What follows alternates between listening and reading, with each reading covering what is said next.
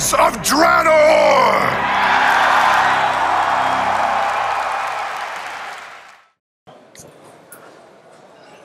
Do you want to start? Do you want to start? Yeah.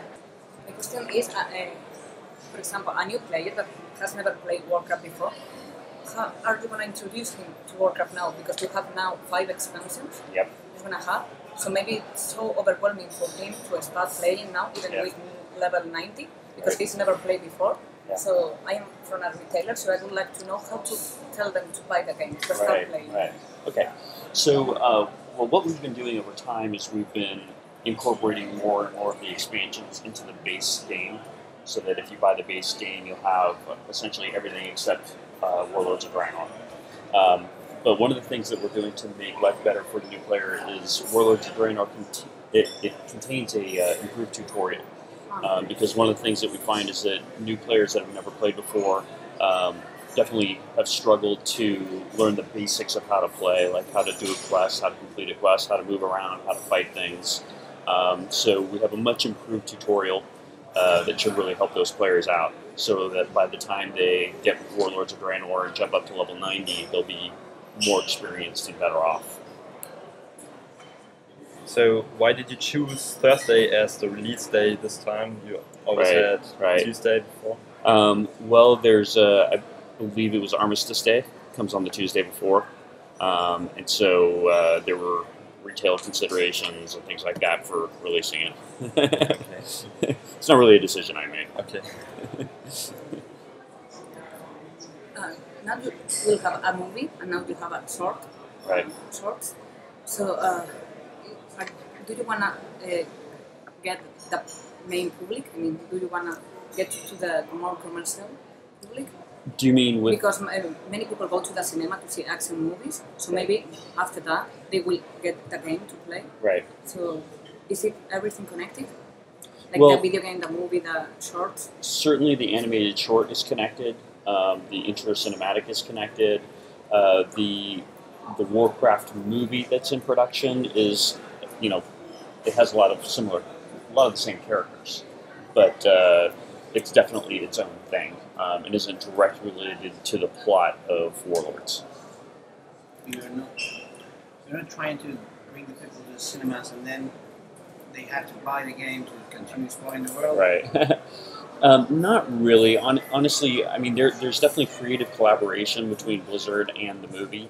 Although the movie is still very independent and they're pursuing a plot line that is their own. Clearly, it's related.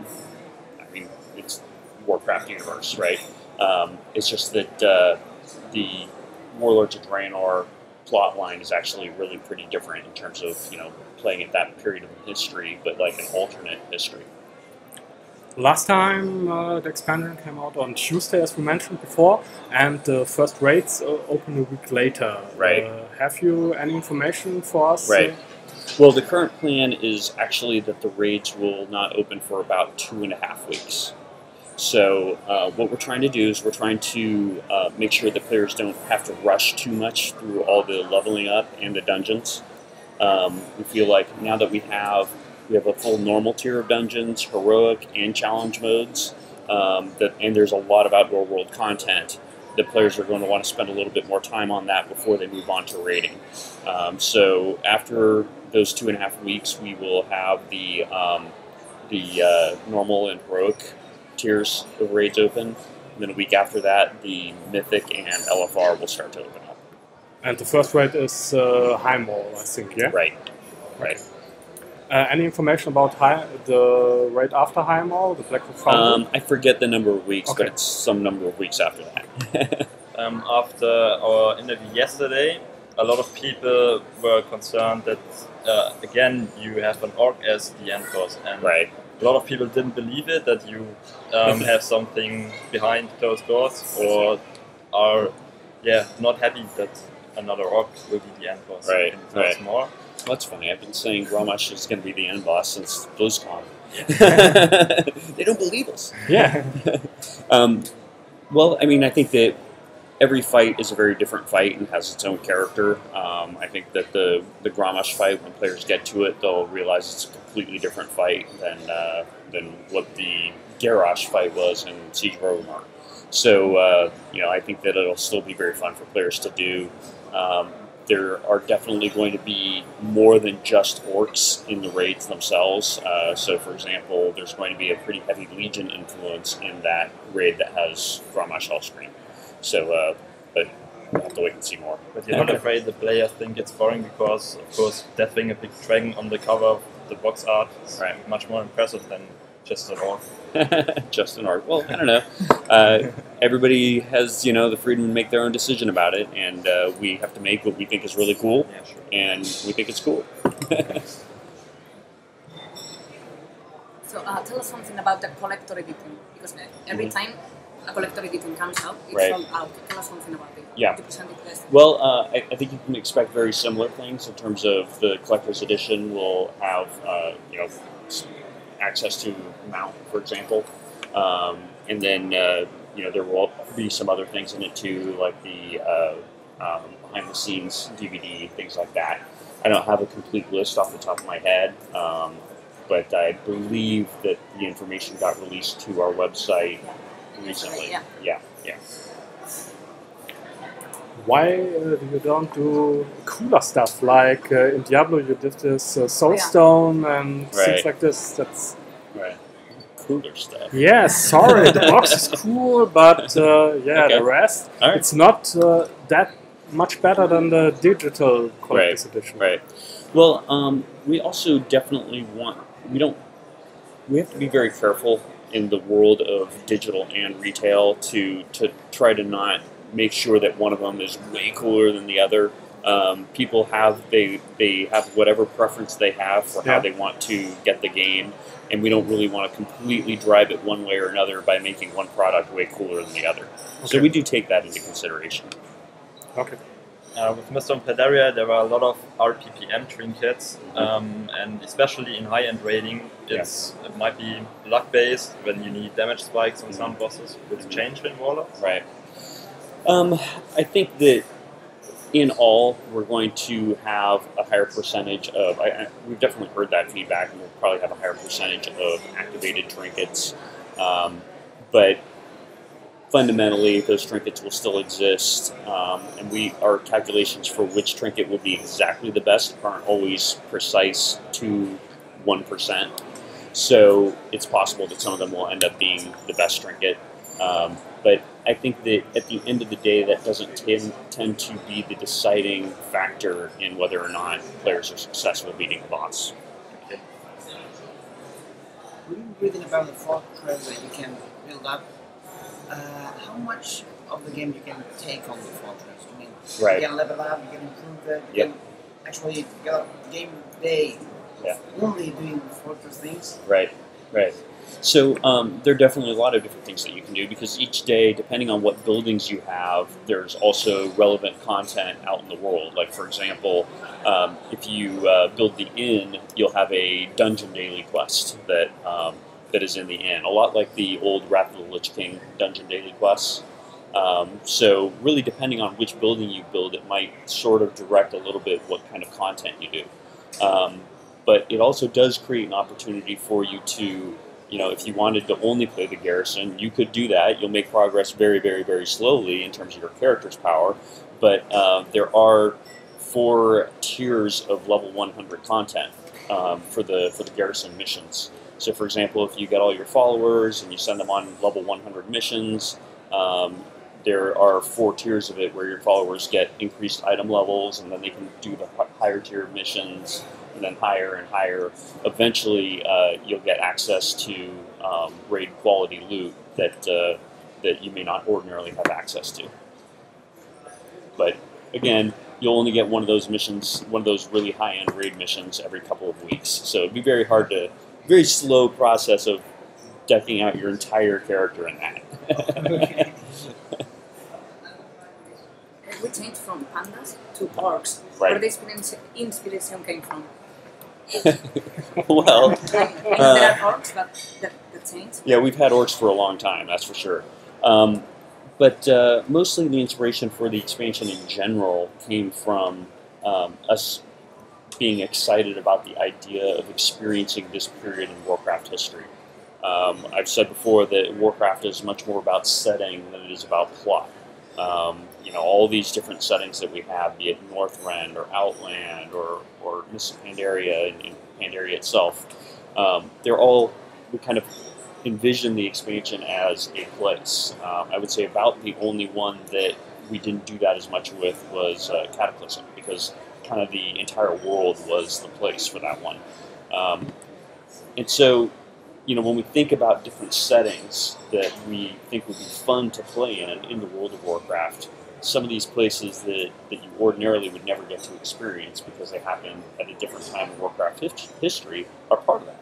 And, for us, we felt like it was time to do that. So we did it. I want to ask you something about the legendaries we talked yesterday. The ring is clear, it comes from the quest line. Right. But you told me there will be other legendaries. Right. It's quite likely that there will be other legendaries that are not related to the quest line, that are more traditional from the standpoint of defeat really difficult content, get access to legendary Gorehowl or whatever. Like in Cataclysm with questline, or like in the Burning Crusade as a drop? We'll see. Okay. Can you tell us more about how transmogrification will work? Right. So that's probably going to be a patch feature in terms of, we are definitely interested in improving the transmogrification system so that you don't have all the collection problems with filling up your bank and your void storage with armor items and weapons. So that's something that we're hoping to get to in a patch, but it's too early to talk about exactly how that might work. I believe this is the first time that you release like that first pre-sale. That you can go now and get a pre-sale and you get a poster and right. a decision. Yeah. Yes. Are you happy with the reaction of the people? Definitely been happy with the reaction. I mean, certainly the level 90 character boost has changed a lot in terms of what a pre-sale means for us, because at that point it really is a pre-sale and not a pre-order. And players have responded really well to being able to get their level 90 character immediately.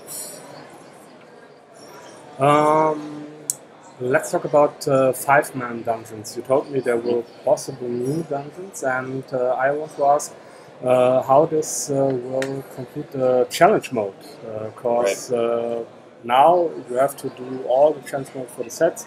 Will there be new sets or any? So with the new challenge modes, we have created a new set of weapon art that you can only get by doing the challenge modes. Weapons. Yeah, weapons. Yeah. So for gold medal, we have weapons, and then challenge modes also drop LFR quality loot now. Oh. So if you're capable of doing challenge modes, there's a lot of really good high-end players that enjoy doing those and don't want to have to do LFR. So in the first couple of weeks of the expansion, it'll be a way for the most hardcore players to gear up in LFR quality loot before the raids have even been released. Ah, okay, that's cool. Interesting. For 10-year anniversary, you're opening Molten Core as a raid finder. I wonder if you have plans to also make other raids, old raids, available, maybe also permanent, and so that players can. We don't have any firm plans yet. I can definitely imagine us doing it some more in the future. I think the Molten Core, it sort of depends on how you mean, because with Molten Core, that's specifically designed to be a short-term event. We're not building in a lot of replayable value to it. You'll get your mount and you'll pretty much be done. So that's very different than making a content that you're supposed to play for 3 months or something like that. It is still something that we would consider. We've talked about doing a high-level version of Karazhan, for example.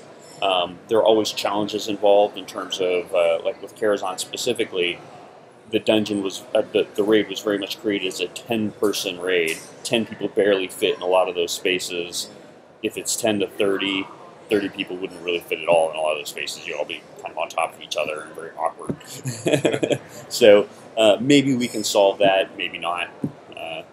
Maybe the magic of Karazhan shrinks everybody down. Now, people nowadays pay so much attention to graphics. Yeah. Have you improved the graphics? Right. Yeah, well, we certainly have. Notice? I mean, the high-definition player character models are a huge part of the Warlords of Draenor feature set. I mean, you're talking about characters that are going from being around 450 polygons to being around 8,000 polygons. So some of these are going up by a factor of 10 or even a factor of 20 in some cases in terms of the amount, the level of fidelity. So it's a really significant advance in terms of how the characters look. The environments have already been evolving over time. If you look at the environments in Warlords of Draenor, they're far more detailed than the environments we were creating 10 years ago, for example, or even 5 years ago. So I think that when you look at the total package of how Warlords of Draenor looks, it's actually a lot more modern than what you would expect for a game that's been around for 10 years. So we're pretty much on the needle here. Any last question?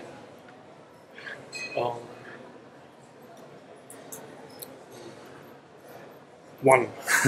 Is it possible that, or can you imagine that you do some other expansions in Draenor, because there's an ocean now, and perhaps there are continents, other continents? I would like to. I would definitely like to. We have way more ideas than we have time, unfortunately. Of course. But we are working on getting faster, and that way, if we can get faster while maintaining the same quality, then we'll be able to explore more of those ideas. Thank you.